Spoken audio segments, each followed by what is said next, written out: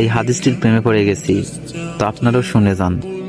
আপনি যখন নিজের ঘরে নীরবে কান্না করবেন, আল্লাহ তখন ফেরেশতাদের উদ্দেশ্য করে বলেন, কোন জিনিস আমার এই বান্দার চোখে পানি আনলো?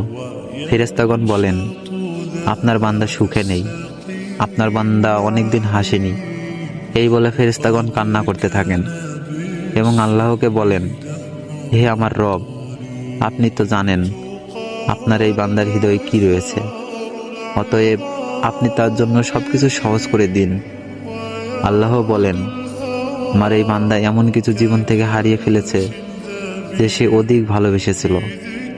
অতএব আল্লাহ বলেন, আমি শপথ করছি, আমার বান্দা যা তার জীবন থেকে হারিয়েছে তার চেয়ে উত্তম জিনিস আমি তাকে এনে দিব, যা দেখে দুনিয়া ও আখিরাতে সবাই বিস্মিত হবে।